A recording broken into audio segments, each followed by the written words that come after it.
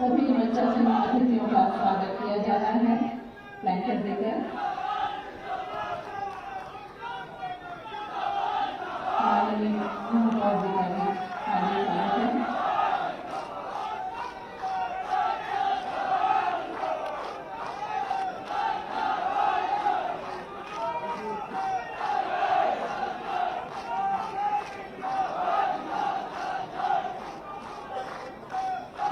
एक बार फिर से जोरदार तालियों से स्वागत करते हैं माननीय मुख्य अतिथि महोदय का और सभी विशेष अतिथियों का।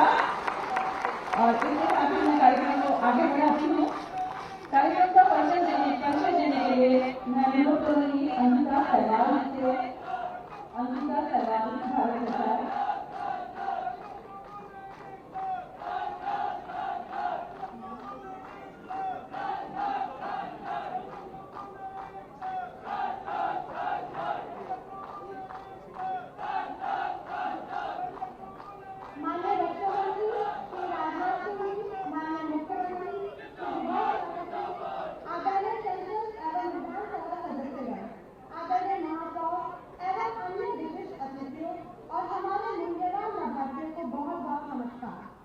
भारत सरकार हमारे समाज के वंचित वर्गों के कल्याण और उद्धार के लिए गहराई से प्रतिबद्ध है। नीतियों और कार्यक्रमों की क्षमता के माध्यम से हमारे उन सामाजिक आर्थिक असमानताओं को दूर करने का प्रयास करते हैं जिन्होंने वंचित समुदाय को प्रगति के साधन में उत्पन्न किया है। अनुसूचित जातियां, अन्य पिछड़े वर्ग, विमुक्त जनजातियां, transgender person, sewer and septic tank workers, सफाई कर्मचारी और अन्य लोगों तक पहुंचने पर विशेष जोर दिया जा रहा है ताकि यह सुनिश्चित किया जा सके कि उनके आवश्यक सेवाओं, स्वास्थ्य देखभाल और शैक्षिक संसाधनों तक पहुंच हो। शैक्षिक सुधारों से लेकर रोजगार के अवसरों तक हमारा लक्ष्य एक ऐसा राष्ट्र का निर्माण करना है जहां प्रत्येक नागरिक अपनी कष्ट भूमि की परवाह किए बिना देश की वृद्धि और विकास में भाग ले सके। मुझे आप सभी को बताते हुए बहुत खुशी हो रही है कि PM Suraj portal which stands for प्रधानमंत्री सामाजिक उत्थान एवं रोजगार आधारित जन कल्याण जल्द ही हमारे माननीय प्रधानमंत्री द्वारा लॉन्च किया जाएगा, जिसमें 3 राष्ट्रीय निगमों की क्रेडिट सहायता योजनाओं के तहत लगभग 660 करोड़ रुपए की कुल परिव्यय के साथ 1 लाख से अधिक लाभार्थी को क्रेडिट सहायता प्रदान की जाएगी। पात्र व्यक्तियों को सिर्फ 3.5% से 9% प्रति वर्ष के ब्याज दरों पर ऋण सहायता प्रदान की जाएगी। अभी हमारे बीच न्यू लोनी मौजूद है जिन्हें शीघ्र ही हमारे सामान्य अतिथियों द्वारा स्वीकृति पत्र प्रदान किया जाएगा। सामान्य अतिथियों, मैं विभिन्न वंचित समूह के कल्याण के लिए सामाजिक न्याय एवं अधिकारिता मंत्रालय द्वारा की गई कुछ प्रमुख पहलों पर प्रकाश डालना चाहती हूँ। समाज के सबसे वंचित वर्गों में से एक सफाई कर्मचारियों की सशक्तिकरण पर को प्राप्त करने के उद्देश्य से एक पहल नमस्ते यानी national action for mechanised ecosystem की शुरुआत की गई है, जिसका उद्देश्य इसमें लगे व्यक्तियों की औपचारिक बनाना और उनका रिहैबिलिटेशन करना है। एक अन्य सामाजिक सशक्तिकरण योजना पीएम दक्ष यानी प्रधानमंत्री दक्षता और कौशलता संपन्न हितग्राही योजना अनुसूचित जाति, ओबीसी, डीएनटी, ईबीसी और सफाई कर्मचारियों जैसे वर्गों को उच्च गुणवत्ता और वाले कौशल प्रशिक्षण प्रदान करने पर केंद्रित है। इसका उद्देश्य कौशल विकास और पूर्व शिक्षण कार्यक्रमों के मान्यता के माध्यम से उच्च रोजगार क्षमता को बढ़ाना है।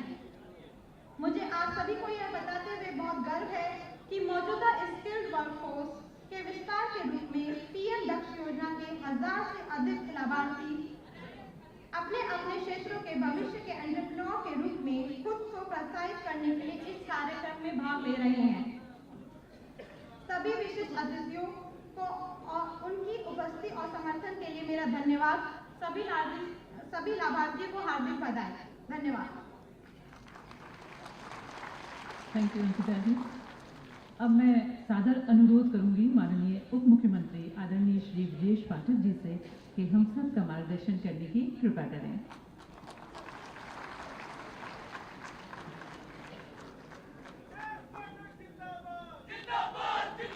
भारत माता के, भारत माता के।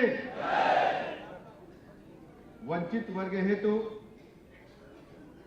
प्रधानमंत्री सामाजिक उत्थान एवं रोजगार आधारित जन कल्याण पीएम सूरज पोर्टल के शुभारंभ करने के अवसर पर आयोजित इस भव्य समारोह में हमारे बीच में मुख्य अतिथि के रूप में उपस्थित हैं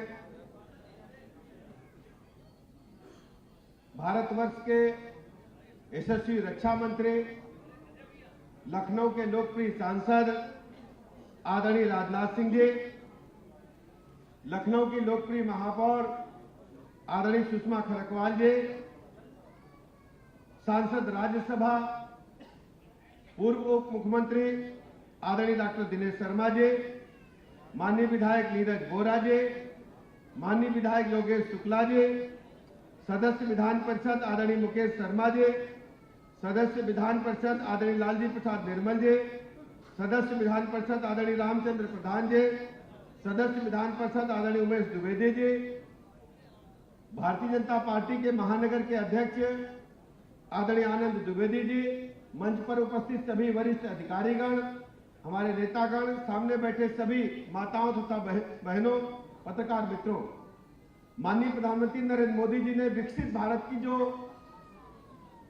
संकल्पना देश के समक्ष रखी है, उस ओर तेजी के साथ कदम आगे बढ़ाते हुए देश के अंदर जो वंचित वर्ग के लोग हैं उनको समाज में जीवन जीने लायक सभी वस्तुएं उपलब्ध हों और उनके जीवन स्तर को ऊपर उठाने में सरकार तेजी के साथ आगे बढ़े, उस दिशा में इस पोर्टल को आज लॉन्च किया जा रहा है। ऐसे अवसर पर मैं अपने उत्तर प्रदेश के सभी वंचित वर्ग के, अनुसूचित जात, जनजात, पिछड़े वर्ग के सभी भाई बहनों को बहुत बहुत बधाइयां और शुभकामनाएं देता हूं और आदरणीय प्रधानमंत्री नरेंद्र मोदी जी का आभार प्रकट करता हूं।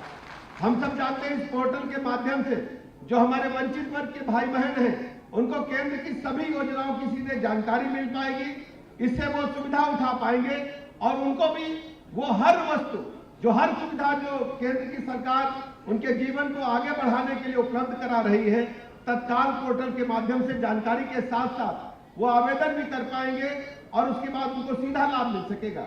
वैसे हम सब जानते हैं माननीय मोदी जी ने अपने देश को विकसित भारत राष्ट्र बनाने का संकल्प लिया है, उस क्षेत्र में तेजी के साथ प्रगति हो रही है।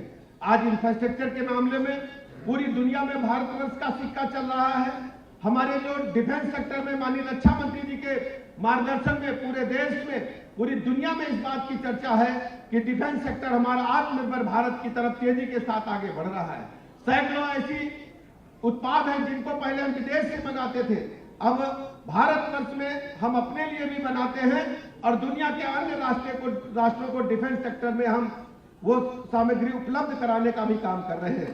ऐसे अवसर पर मैं लखनऊ के, विशेषकर प्रदेश के सभी वंचित वर्ग के भाई बहनों को बहुत बहुत बधाइयां देता हूं, शुभकामनाएं देता हूं। आदरणीय रक्षा मंत्री जी का मैं आभार प्रकट करता हूं, उन्होंने व्यस्ततम समय में से कुछ समय हम सब के लिए निकाला। आप सब जानते हैं कि मात्र कुछ दिनों के अंदर चुनाव डिक्लेयर हो जाएगा, तो आप सब भी तैयार रहिए। विकसित भारत के जो संकल्प को माननीय मोदी जी का संकल्प उसे आगे बढ़ाने के लिए माननीय रक्षा मंत्री जी ने लखनऊ के लिए जो पिटारा खोला है, तो हमारी आप सबकी जिम्मेदारी बनती है कि एक एक घर जाकर के एक एक वोट कमल वाले खाने पर बटन दबाने के लिए हम सबको कहना है, पूरी ताकत और लगन के साथ जुटना है। इन्हीं शब्दों के साथ मैं माननीय मोदी जी का हृदय से आभार प्रकट करता हूं, आप सबका हृदय से अभिनंदन करता हूं। बहुत बहुत धन्यवाद। Thank you sir. और अब वो स्वर्णिम पल आ गया है जो विभिन्न योजनाओं में के जो लाभार्थी हैं उनको माननीय रक्षा मंत्री जी के कर कमलों से आज यहाँ पर सर्टिफिकेट प्रदान किया जाएगा। तो मैं क्रम से नाम पुकारूंगी। सर्वप्रथम आयुष्मान कार्ड के जो लाभार्थी हैं वो कृपया स्टेज के पास आ जाएं। संजय कश्यप जी, निर्मला शर्मा जी, रमेश प्रसाद जी, अभिषेक शर्मा जी और विमला गुप्ता जी। सर्वप्रथम आ जाएं संजय कश्यप जी। अपना सर्टिफिकेट प्राप्त करें माननीय के कर कमलों से। आज बहुत ही इनके लिए ये अविस्मरणीय और स्वर्णिम पल है जो माननीय के कर कमलों से इन्हें आज ये सर्टिफिकेट प्राप्त हो रहा है। बहुत बहुत बधाई, बहुत बहुत शुभकामनाएं आप सबकी जोरदार तालियों के साथ। और निर्मला शर्मा जी, रमेश प्रसाद जी, अभिषेक शर्मा जी, विमला गुप्ता जी, सभी अपना अपना सर्टिफिकेट प्रमाण पत्र प्राप्त करें। और बहुत बहुत शुभकामनाएं। आप सबकी तालियों, आपकी भावनाएं यहाँ तक पहुंचा सकेंगी, उनको शुभकामनाएं दे सकेंगी। बहुत बहुत शुभकामनाएं, बहुत बहुत बधाई के पात्र हैं। और आज का ये दिन इनके लिए बड़ा ही अविस्मरणीय रहेगा। इनके जीवन का अविस्मरणीय पल आज है। पीएम स्वनिधि योजना, इसके अंतर्गत जो लाभार्थी हैं आकांक्षा कुमावत जी, राजेश कुमार जी, इंदु जी, विनोद यादव जी, स्वाति साहू जी, अपना अपना आप लोग प्रमाण पत्र प्राप्त करें। पीएम स्वनिधि योजना, जिसमें स्ट्रीट वेंडर को कम दरों पर लोन दिया जाता है और इन सब के लाभार्थी हमारे आज यहाँ पर स्टेज पर हैं और इनके लिए सौभाग्य है। बहुत बहुत इनकी शुभकामनाएं हैं जो माननीय के कर कमलों से आज इनको ये सर्टिफिकेट प्राप्त हो रहा है। सफाई कर्मियों के स्वास्थ्य की सुरक्षा हेतु पीपीई किट के जो लाभार्थी हैं वो इस प्रकार हैं: महमूब जी, शाहजहां अली जी, सोहल अली जी, अनिल कुमार वर्मा जी और रमेश जी। जोरदार तालियां आप सबके लिए, शुभकामनाएं, बहुत बहुत बधाई। तालियां बजती रहनी चाहिए, शुभकामनाएं इन सबको मिलती रहनी चाहिए। इन सब के लिए आज ये बहुत विशेष दिन है, बहुत स्वर्णिम पल है और यादगार दिन है। और इसके बाद पीएम आवास योजना में हैं परवीन जी, अलीमा जी, राजकुमार जी, सुरैया जी और जूही जी। घर जो एक सबका सपना होता है, पीएम आवास योजना के लिए समस्त वंचित वर्ग के जो लोग हैं उनको आवास प्रदान किया जा रहा है।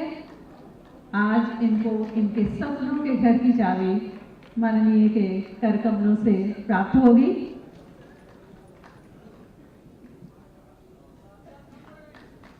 और वंचित वर्ग के लोगों को लोन जो रियायती दरों पर दिया जाता है उसके जो लाभार्थी हैं वो इस प्रकार हैं: रेखा जी, अजीत कुमार जी,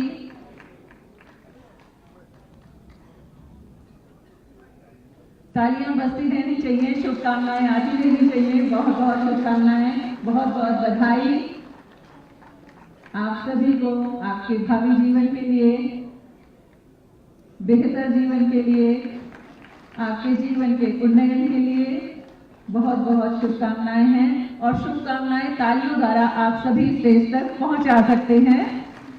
दिल खोल के शुभकामनाएं यहां तक पहुंचाएं आप लोग। सुशील कुमार, भारती जी, राम कुमार जी और शिवपाल जी।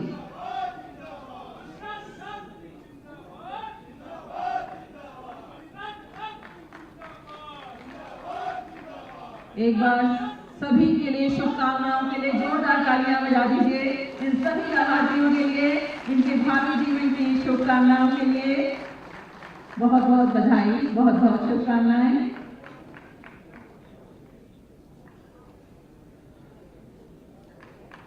तालियां बजती रहनी चाहिए।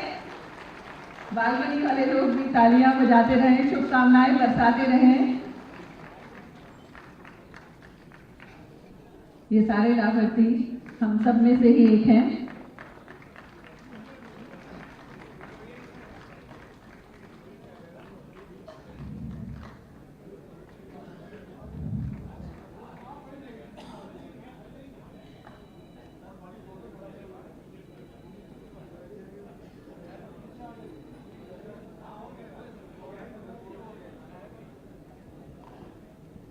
बहुत बहुत धन्यवाद सर। और अब मैं उनसे निवेदन करती हूँ जिनका सार्वजनिक जीवन में शुचिता, पारदर्शिता, गंभीरता और जन सेवा के क्षेत्र में हिमालय जैसी उच्चता और विस्तार के साकार स्वरूप है, जो परम आदरणीय माननीय रक्षा मंत्री भारत सरकार आदरणीय श्री राजनाथ सिंह जी से मेरा विनम्र निवेदन है कि हम सब का मार्गदर्शन करने की कृपा करें।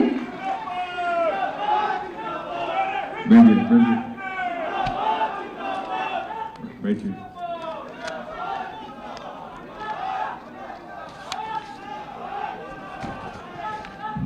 बोलिए भारत माता की। बहुत अच्छे। उत्तर प्रदेश सरकार के उप मुख्यमंत्री श्रीमान ब्रजेश जी पाठक,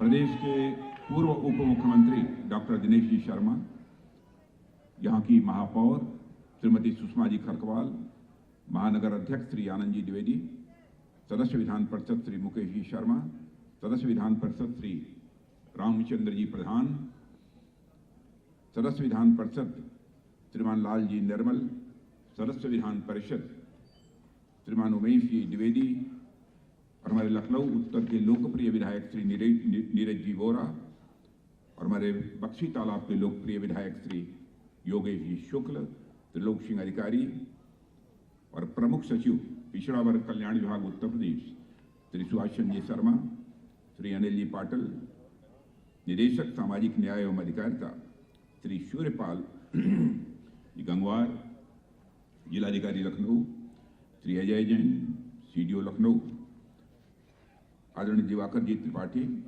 और अंकिता सायवाल और इस सभा में मौजूद मेरे सभी सम्मानित बहनों एवं भाइयों, जिन लोगों को आज जो सुविधाएं प्राप्त हुई हैं, जिनको आज सर्टिफिकेट्स दिए गए हैं, उन सबको मैं अपनी तरफ से हार्दिक शुभकामनाएं देता हूं। बहनों भाइयों, यह मेरा संसदीय निर्वाचन क्षेत्र है। वैसे हमारे भारत सरकार के मंत्री वीरेंद्र जी का भी यह आग्रह था, सामाजिक न्याय एवं अधिकारिता के जो मंत्री हैं उनका भी आग्रह था और प्रधानमंत्री कार्यालय भी ये चाहता था कि मैं आज आप सबके बीच यहां पर उपस्थित रहूं।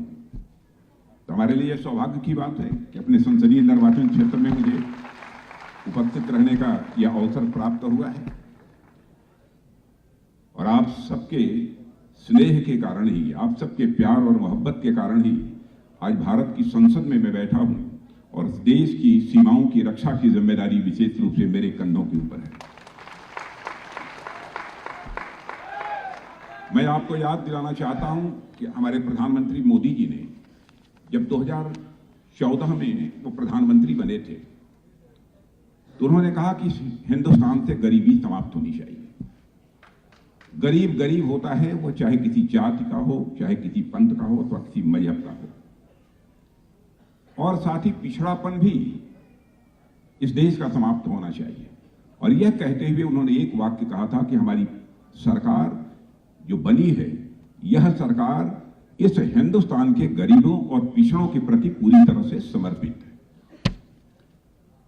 और 10 वर्षों के अंदर आपने देखा होगा, गरीबों के लिए, पिछड़ों के लिए, किसानों के लिए, जवानों के लिए, इसके साथ साथ महिलाओं के सम्मान की चिंता किस हद तक हमारी सरकार ने की है। आज चले जाइए, अब शायद ही ऐसे कोई घर मिले जहां पर लोग की झुग्गी झोपड़ी में रहते हो। मुझे याद है कि जिस समय हम लोग भारतीय जनसंघ और भारतीय जनता पार्टी में काम करते थे तो हमारे पूर्व मुख्यमंत्री हुआ करते थे कल्याण सिंह जी, तो वह कहते थे गांव गरीब किसान झुग्गी झोपड़ी का इंसान, बेरोजगार नौजवान। आज मैं देश के लगभग सभी राज्यों में मुझे जाने का अवसर मिलता है, मैं देखता हूं कि शायद ही अब कहीं झुग्गी झोपड़ी बची हुई हो, सबके पास पक्के आवास बनते जा रहे हैं। और मैं पूरे विश्वास के साथ कहता हूं कि जिनके पास आज पक्के आवास नहीं है, मेरे बहनों भाइयों, पूरी तरह से आप आश्वस्त रहना, जिनके पास पक्के आवास नहीं है, उनके पक्के आवास आगामी 5 वर्षों के अंदर ही बंद कर रहेंगे। दुनिया की कोई ताकत हम सबको रोक नहीं सकती। हमारी सरकार की यह प्रतिबद्धता है कि देश के गरीबों को भी देश की मुख्य धारा में लाकर हमको खड़ा करना है। जैसे समाज के सभी वर्गों को लोग भारत का मस्तक ऊंचा करने के लिए अपना अपना योगदान दे रहे हैं। जिनको गरीब कहा जाता है, जिनको वंचित कहा जाता है, वो भी प्रभावी तरीके से अपना योगदान दे सकें, उनके अंदर यह सामर्थ्य पैदा हो, इसके लिए हमारी सरकार पूरी तरह से प्रयत्नशील है। आज पीएम सूरज पोर्टल की लॉन्चिंग हुई है, जिसके संबंध में भारत सरकार की प्रतिनिधि सुश्री अंकिता साहिवाल ने आपको विस्तार पूर्वक बतलाया है, इसलिए बहुत विस्तार में मुझे जाने की आवश्यकता नहीं है। और गरीबी का जहां तक प्रश्न है, यह मैं नहीं कह रहा, नीति आयोग ने कहा है कि आजाद भारत के इतिहास में पहली बार ऐसा हुआ है कि जो लोग गरीबी रेखा के नीचे माने जाते थे, यानी सर्वाधिक गरीब माने जाते थे, उनमें से 25 करोड़ लोग गरीबी रेखा के बाहर हो चुके हैं। यह है हमारे सरकार के कामकाज की काम करने की शैली। मैं यह नहीं कह रहा हूं कि पिछली सरकारों ने कुछ नहीं किया, सबने कुछ न कुछ करने की कोशिश की। प्रश्न नियत का था। 1 मिनट, शांत रहो, शांत रहो। मैं यह नहीं कहना चाहता हूं, थोड़ा बहुत सबने किया। देखिए, जिस तरीके से तहे दिल हमारे प्रधानमंत्री मोदी जी के अंदर संवेदना थी भारत के गरीबों के लिए, ऐसा प्रारंभ से ही मुझे लगता रहा कि पूरा जीवन ही वह हिंदुस्तान के गरीबों के लिए और हमारे भारत के हर नागरिक के लिए उनका जीवन ही समर्पित है। कितनी कितनी योजनाएं उन्होंने प्रारंभ की। क्या गरीब यह कभी सोच सकता था? मैं जानता हूं बहुत सारे ऐसे गरीबों को हमने देखा है, क्योंकि मैं तो सन 1977 से विधायक के रूप में, सांसद के रूप में यहां की विधानसभा में और भारत की संसद में अपनी भूमिका निभाता रहा। और मैंने देखा है कि गरीब परिवारों के लोग कभी कभी हम लोगों के पास आते थे कि साहब फला हॉस्पिटल में टेलीफोन कर दीजिए ताकि हमारा इलाज हो जाए। आज भारत के गरीबों को यह मोदी जी की ही सरकार है जी बहनों भाइयों, आयुष्मान भारत कार्ड मुहैया करा रही है कि 5 लाख रुपए तक का आपका मुफ्त इलाज हो। मैं समझता हूं कि ऐसी कल्पना भी लोगों ने नहीं की होगी, और मैं दावे के साथ कह सकता हूं इससे उत्तम योजना विश्व में, दुनिया में किसी भी देश के पास नहीं है जैसी योजना की हमारे भारत के पास है। और हमारी सरकार ने जो कुछ भी काम किया है दिल से किया है। हमारी नीतियों को लेकर तो कोई विवाद कर सकता है, लेकिन हमारी नीयत पर कोई भी मां का लाल सवालिया निशान कभी नहीं लगा सकता है। यह बात मैं दावे के साथ कह सकता हूं। कांग्रेस का शासनकाल भी आप लोगों ने देखा हो। सामान्यतः मैं किसी प्रधानमंत्री की आलोचना नहीं करता हूं, लेकिन मैं किसी की नीयत पर कोई सवालिया निशान नहीं खड़ा करना चाहता हूं। लेकिन मैंने देखा है कि बहुत सारी योजनाएं प्रारंभ होती थी तो लोग ये कहते थे साहब योजना की घोषणा हो गई, थोड़े बहुत गिने गिने लोगों को उसका लाभ मिल गया, लेकिन अधिकांश लोग जिनको कि उन योजनाओं का लाभ मिलना चाहिए था वो नहीं मिल पाए। जितना सरकार तय करती थी उसका 1/4 लाभ किसी को पहुंच पाता था तो पहुंच पाता था, नहीं तो नहीं, अन्य लोगों को वह भी नहीं मुहैया होता था। मैं याद दिलाना चाहता हूं, राजीव गांधी हमारे भारत के प्रधानमंत्री थे, नौजवान प्रधानमंत्री थे। उन्होंने एक बार अपनी चिंता व्यक्त करते हुए कहा था, क्या करूं, मैं दिल्ली से 100 पैसा भेजता हूं, लेकिन वह 100 पैसा दिल्ली से जो चलता है दिल्ली के बैंकों से, वह लोगों तक पहुंचते पहुंचते बामुश्किल 14 पैसा लोगों की जेबों में पहुंच पाता है। 86 पैसा यह भ्रष्टाचार की भेंट चढ़ जाता है। ईमानदारी से उन्होंने इस सच्चाई को स्वीकार किया था। लेकिन हमारे प्रधानमंत्री को देखिए, हमारे प्रधानमंत्री ने उन प्रधानमंत्री की मजबूरी को चुनौती के रूप में स्वीकार किया और एक ऐसा सिस्टम बना दिया, एक ऐसी व्यवस्था बना दी कि मेरे बहनों भाइयों, यदि दिल्ली के बैंक से 100 पैसा चलता है तो 100 का 100 पैसा आपकी जेब में पहुंचता है। यह होती है सरकार, यह होता है काम करने का तौर तरीका। कोई आपको जो लाभ मिल रहा है उस पर सवालिया निशान लगाने की अब कोशिश नहीं कर सकता। हमने सीधे हिंदुस्तान के गरीबों को सरकार के साथ जोड़ दिया है और मैं कह सकता हूं कि आजाद भारत के इतिहास में पहली बार इस प्रकार की पहल यदि किसी सरकार ने की है तो हमारे प्रधानमंत्री नरेंद्र मोदी जी के नेतृत्व की सरकार ने किया है। और आपको जानकर आश्चर्य होगा, मैं दुनिया के दूसरे देशों में जाता हूं, भारत में जिस प्रकार की व्यवस्था हम लोगों ने दी है और जिस तरीके से हम लोग यहां की गरीबी को समाप्त करने के लिए और लोगों के सामाजिक सशक्तिकरण के लिए काम कर रहे हैं, सर्वत्र इसकी सराहना हो रही है। लोग कह रहे हैं भारत में कमाल हो रहा है और आप लोगों को, बहुत लोगों को जानकारी इस बात की होगी कि भारत की प्रतिष्ठा, भारत की इज्जत लगातार दुनिया के दूसरे देशों में बढ़ती जा रही है। मैं कई मंचों से कह चुका हूं पहले भी कि पहले हम दुनिया के दूसरे देशों में जाते थे तो अंतर्राष्ट्रीय मंचों पर हमारी बात को जिस गंभीरता पूर्वक लिया जाना चाहिए नहीं लिया जाता था। भारत कमजोर देश है, भारत गरीबों का देश है, क्या इसकी बात सुनना। लेकिन आज आपको जानकर खुशी होगी, भारत का कद अंतर्राष्ट्रीय जगत में इतना ऊंचा हुआ है कि यदि अंतर्राष्ट्रीय मंचों पर आज भारत बोलता है तो सारी दुनिया कान खोलकर सुनती है कि भारत बोल क्या रहा है। यह भारत की हैसियत सारी दुनिया में बनी। गरीबों में भी, झोपड़ी में रहने वालों की, उनको आवास मिलना चाहिए, उनके घर में जल पहुंचना चाहिए। जल ऐसे नहीं पहुंचना चाहिए कि कहीं हमने 1 किलोमीटर पर कोई कुआं बनवा दिया, कोई तालाब बनवा दिया और गरीब परिवारों की माताएं बहनें 1 किलोमीटर जाकर और वहां से जल लेकर और घड़े पर घड़ा रखकर सर में तब अपने घर की जल की आवश्यकताओं को पूरा करें, ऐसा नहीं किया। हर घर में नल होगा, नल के माध्यम से जल मिलेगा।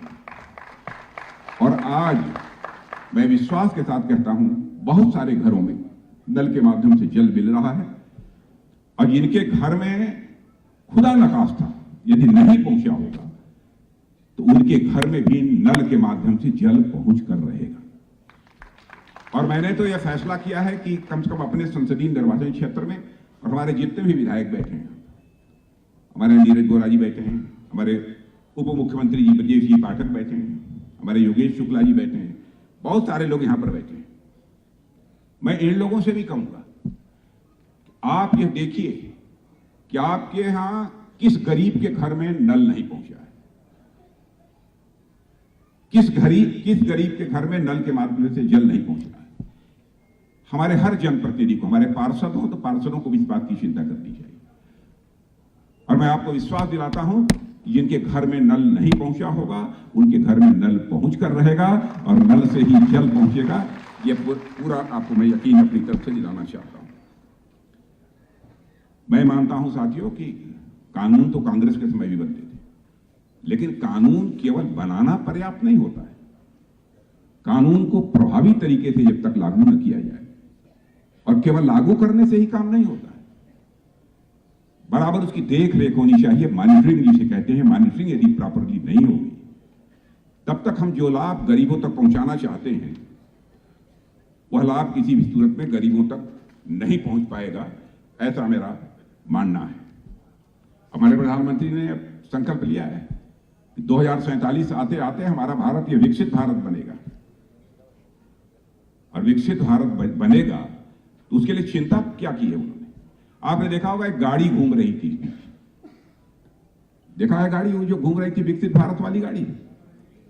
माने कोई प्रधानमंत्री 140 करोड़ जनसंख्या वाले देश में इस हद तक वो चिंतित है कि जिन लोगों को जो लाभ हमने मुहैया कराया है, आयुष्मान भारत का कार्ड मुहैया कराया है, आवास का कार्ड मुहैया कराया है, राशन कार्ड का मुहैया कराया है, उनमें कहीं ऐसा तो नहीं है कोई बच गया है। हर क्षेत्र में गाड़ियां जा रही हैं, अब फिर से वह गाड़ी निकलेगी ताकि कोई भी लाभार्थी जिसे लाभ मिलना चाहिए वो कोई वंचित न रह जाए। और यहां तक महिलाओं के लिए सेल्फ हेल्प ग्रुप बने हैं। आपको आश्चर्य होगा कि जिन महिलाओं की आमदनी कुछ हजार रुपए भी नहीं होती थी साल में, उनमें से ऐसी 2 करोड़ महिलाएं अब लखपति बन गई। भारत में 2 करोड़ महिलाएं लखपति बन गई। और हमारे प्रधानमंत्री का संकल्प है कि ऐसे हम 4 करोड़ महिलाओं को जो हम लखपति बनाएंगे। बहनों भाइयों, हम सबका सौभाग्य है कि हमको मोदी जी जैसा प्रधानमंत्री मिला है। हम लोग उनके मंत्रिमंडल में काम करते हैं, हम लोग बहुत नजदीक से देखते हैं कितनी तड़पण है इस देश का मस्तक ऊंचा करने की।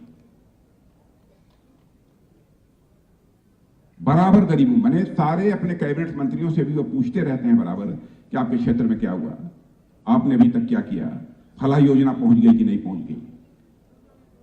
इस बात की वो बराबर चिंता करते रहते हैं। और आपने देखा होगा कि जिस सक्रियता के साथ वो अपनी जिम्मेदारी इस देश में प्रधानमंत्री रहते हुए निभा रहे हैं, कभी किसी ने सोचा नहीं होगा कोई प्रधानमंत्री इतना परिश्रम करेगा। मैं सारी योजनाओं की बहुत विस्तार में जाकर यहां चर्चा करूंगा तो लंबा समय लगेगा, लेकिन आज यह जो कार्यक्रम हो रहा है, यह कार्यक्रम अपने में बहुत ही महत्वपूर्ण है। मैं चूंकि 2 दिन आ चुका था, इसके पहले मेरे आने का कोई बहुत औचित्य नहीं था, लेकिन चूंकि गरीबों से संबंधित कार्यक्रम था, इसलिए मैंने फैसला किया कि मैं निश्चित रूप से इस कार्यक्रम में चलूंगा। और फिर 3 दिन के अंदर ही, 3-4 दिन के अंदर ही तीसरी बार आप सबके सामने यहां पर मौजूद। और हमारे जो लखनऊ के लोग बैठे हैं यहां पर, मैं आप सबको आश्वस्त करना चाहता हूं, अब तो चुनाव का समय आ गया, अब तो चुनाव होगा। हम लोग केवल सरकार बनाने के लिए जीवन नहीं खपाते, हम लोग जीवन खपाते हैं तो देश बनाने के लिए जीवन खपाते हैं।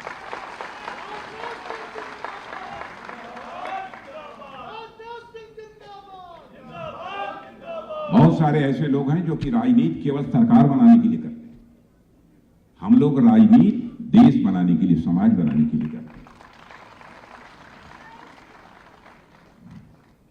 भारत का मस्तक ऊंचा होना चाहिए, यह हम लोगों की हसरत है।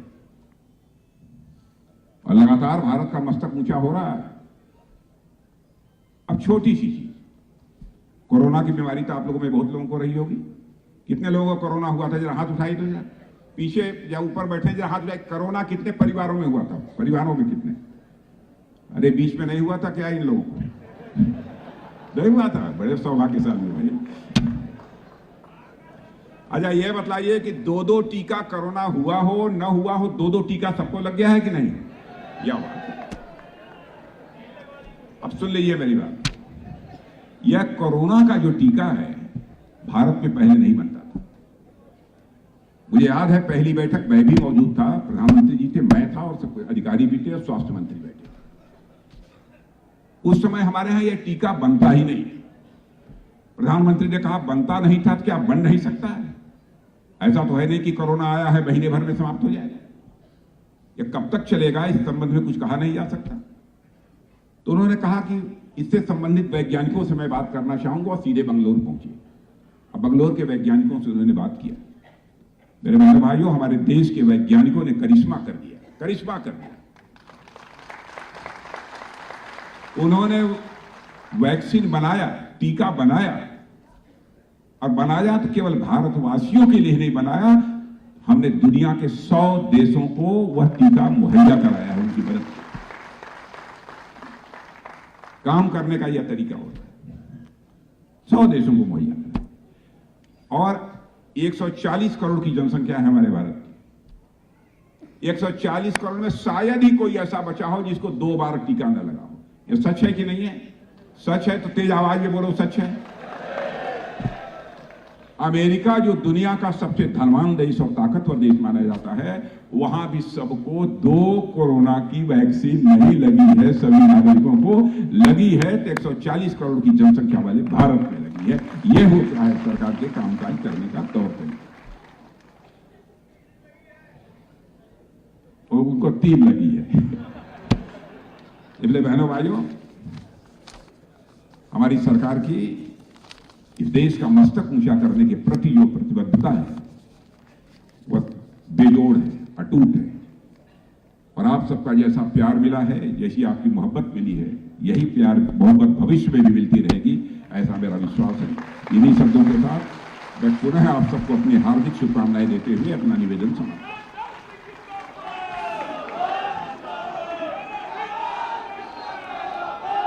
बहुत बहुत धन्यवाद सर, आपका ये प्रेरणादायी उद्बोधन निश्चित ही हम सभी को अपने अपने कार्यक्षेत्र में अपना उत्कृष्ट देने की प्रेरणा देता रहेगा। और आप सभी धैर्य बनाए रखें। आज जैसा कि सभी को पता है, माननीय प्रधानमंत्री जी के कर कमलों से पीएम सूरज पोर्टल का लॉन्च किया जा रहा है।